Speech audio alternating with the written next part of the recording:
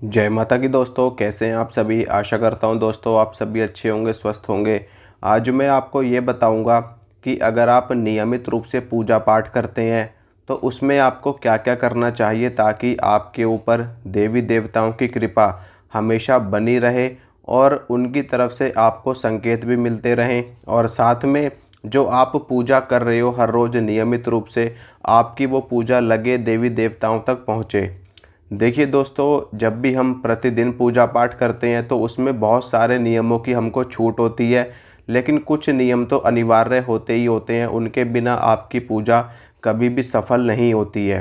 तो नियम कौन कौन से हैं वो मैं आपको बताता हूँ। देखिए, अगर आप प्रतिदिन पूजा कर रहे हैं, चाहे आप किसी भी देवी की करो, किसी भी देवता की करो, भगवान शिव की करो, भगवान कृष्ण की करो, भगवान विष्णु की करो, ये नियम जो हैं हर किसी की पूजा पाठ में लागू होते हैं। तो मैं आपको कॉमन नियम बताऊंगा जो जिससे आपके जो भी इष्ट आपके होंगे उनके लिए आप ये अप्लाई कर सकते हो। तो देखिए, प्रतिदिन की पूजा में जो अनिवार्य चीज़ होती है मैं आपको एकदम स्टार्टिंग से बताऊंगा। सबसे पहले तो आपको स्नान करना अनिवार्य है प्रतिदिन। अगर आप एक अच्छी सोच के व्यक्ति हैं, एक संत हैं, भगत हैं, या फिर आपका मन देवी देवताओं में लगता है, आपको पूजा पाठ करना अच्छा लगता है, उसमें आपकी रुचि है, तो प्रतिदिन प्रतिदिन स्नान करना अनिवार्य है। रोज़ की पूजा के लिए स्नान करना है आपको। उसके बाद में जब भी आप अपने पूजा करने के लिए जाएं तो आप जो वस्त्र धारण करते हो, वस्त्र जो पहनते हो, वो शुद्ध होने चाहिए, वो पवित्र होने चाहिए। उसके बाद में अपने पूजा घर में आपको जाना है और हमेशा इस चीज़ का ध्यान रखें कि आपका जो मंदिर है, जो पूजा घर है, वो हमेशा साफ़ सुथरा पवित्र होना चाहिए। उसमें किसी भी प्रकार की गंदगी नहीं होनी चाहिए, धूल मिट्टी नहीं होनी चाहिए, किसी भी प्रकार का जाले वगैरह नहीं लगे होने चाहिए। समय समय पर आपको मूर्तियों को, तस्वीरों को साफ़ करते रहना है। ठीक है। अब इसके बाद में जो अनिवार्य चीज़ आती है वो ये है कि आपको एक जल का पात्र प्रतिदिन इष्ट के लिए रखना ही रखना है। चाहे आप विष्णु जी को मानते हो, चाहे आप शिव जी को मानते हो, एक जल का पात्र प्रतिदिन आपको रखना है।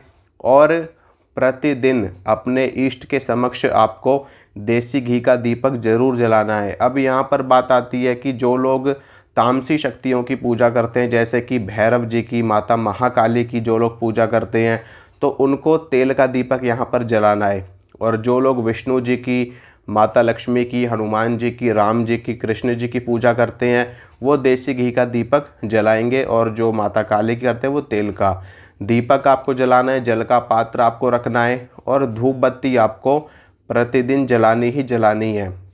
ये तीन चीज़ें तो सबसे ज़्यादा अनिवार्य है। इसके अलावा ये तीन चीज़ें तो आपको करनी ही करनी है। इसके अलावा अगर आप प्रतिदिन अपने इष्ट को भोग प्रसाद दे सके तो बहुत ही ज़्यादा उत्तम है। जैसे कि भोग प्रसाद भी ऐसा नहीं है कि आपको बाहर से कुछ खरीदने की आवश्यकता है। आप अपने घर में जो भी भोग प्रसाद तैयार कर रहे हैं, जो भी आप भोजन पका रहे हैं, उसमें से कुछ हिस्सा निकाल करके अगर आप अपने इष्ट के समक्ष रख देते हैं, भगवान के समक्ष रख देते हैं तो अति उत्तम। अगर नहीं भी निकालते तो कोई इशू वाली बात नहीं है। सिर्फ आपको जोत जलानी है, धूप बत्ती जलानी है और एक जल का पात्र आपको ज़रूर रखना है। इसके साथ में हफ्ते में एक दिन अपने इष्ट को, अपने भगवान को भोग आपको ज़रूर लगाना है। ये बहुत ही ज़्यादा अनिवार्य है। अगर आप अपने भगवान को, अपने इष्ट को भोग प्रसाद नहीं देंगे तो आपके कार्यों में बाधा आएगी, आपके कामों में रुकावट आएंगी और आपके काम नहीं बनेंगे, आपकी मनोकामनाएं भी पूरी नहीं होगी। क्योंकि देखिए, आप भी कार्य कर रहे हैं तो आपको भी भोजन चाहिए, जल चाहिए। तो आप भगवान को भी बिल्कुल ऐसे ही ट्रीट करेंगे कि जैसे भगवान भी आपके एक फैमिली मेम्बर हैं, आपके माता पिता हैं, आपके घर के हैं। तो जब आप सबको भोजन खिला रहे हो, सबको जल दे रहे हो, तो आप अपने इष्ट को, अपने भगवान को कैसे छोड़ सकते हो। हालांकि भगवान को किसी भी चीज़ की आवश्यकता नहीं है, वो तो खुद ब खुद सारे ब्रह्मांड का पालन कर रहे हैं, सारे ब्रह्मांड की रक्षा कर रहे हैं, सारे ब्रह्मांड को ये सांस लेने के लिए हमें ऑक्सीजन मिल रही है, पीने के लिए जल मिल रहा है, ये सब कुछ ईश्वर की ही देन है, भगवान की, परमात्मा की ही देन है। लेकिन फिर भी वो हमारे माता पिता हैं, और हमारा संतान होने का जो हमारा फ़र्ज़ बनता है उनके प्रति, वो ये है कि हम उनकी केयर करें, हम उनको भोग दें, हम उनको प्रसाद दें, हम उनको जल अर्पित करें, हम उनके लिए दीपक जलाएं, हम उनके लिए यज्ञ करें, हम उनके लिए मंत्र का जाप करें। तो इससे हमारे भगवान, हमारे इष्ट प्रसन्न होते हैं। जिस प्रकार से आप अपने माता पिता की सेवा करते हो और वो आपसे अति प्रसन्न होते हैं और आपको आशीर्वाद देते हैं, लाखों दुआएं आपको देते हैं और आपको हमेशा आशीर्वाद देते हैं, तो उसी प्रकार से भगवान देवी देवता भी हमारे ऊपर प्रसन्न होते हैं, हमें आशीर्वाद देते हैं और उस आशीर्वाद के फल स्वरूप हमारे कार्य बनते हैं, हमें रिद्धि सिद्धि की प्राप्ति होती है, हमारे घर में कभी धन की कमी नहीं होती, हमारा जो आने वाला समय है, जो भविष्य है, वो और भी ज़्यादा बेहतर और उत्तम होता चला जाता है। तो ये चीज़ आपको ध्यान में ज़रूर रखनी है और कम से कम इतना तो आपको प्रतिदिन करना ही करना है। बाकी कोई अन्य नियम आपको करने की आवश्यकता नहीं है। आपको, अगर आप शादीशुदा हैं या नहीं है, तो ब्रह्मचर्य की भी पालन करने की भी कोई आवश्यकता आपको नहीं है। अगर आप ब्रह्मचर्य पालन करने की आवश्यकता वहाँ पर पड़ती है जहाँ पर हम कोई अनुष्ठान करते हैं, लेकिन नियमित पूजा पाठ में इसकी आवश्यकता नहीं होती है। सिर्फ़ और सिर्फ जो मैंने आपको बताया इतना आपको करना है। अब इससे आगे की चीज़ें, अगर आप इससे आगे की चीज़ें करना चाहते हैं तो उसके लिए फिर मैं आपको थोड़ा सा और बता देता हूँ। अगर आप इससे भी ज़्यादा करना चाहते हैं तो इसके बाद में आप मंत्र का जाप कर सकते हैं अपने इष्ट का। तो इससे आपके ऊपर जो उनकी कृपा रहेगी वो और भी ज़्यादा बढ़ जाएगी, यानी कि इतनी ज़्यादा आपके ऊपर कृपा बढ़ जाएगी कि उनकी तरफ से आपको संकेत भी मिलने शुरू हो जाएंगे। आपके साथ में कुछ अच्छा होने वाला होगा, कुछ बुरा होने वाला होगा, तो उसका भी आपको अंदेशा मिल जाएगा, एक संकेत मिल जाएगा। मान लीजिए भगवान शिव आपके इष्ट हैं तो आप ओम नमः शिवाय का जाप कर सकते हैं रुद्राक्ष की माला पे। अगर विष्णु जी आपके इष्ट हैं तो आप उनके मंत्र का जाप तुलसी की माला पे कर सकते हैं, कमलगट्टे की माला पे कर सकते हैं। देवी की अगर आप उपासक हैं तो रुद्राक्ष की माला से आप जाप कर सकते हैं और तुलसी की माला पे भी आप जाप कर सकते हैं माँ दुर्गा के लिए। अगर माता काली हैं तो रुद्राक्ष की ही रहेगी, वहाँ पर तुलसी की माला नहीं चलेगी। तो ये चीज़ है। और जो मैंने आपको भोग की विधि बताई, तो वो भोग जो आप हफ्ते में एक बार दे रहे हो, फिर आप 2 बार अपने इष्ट को भोग लगाओगे।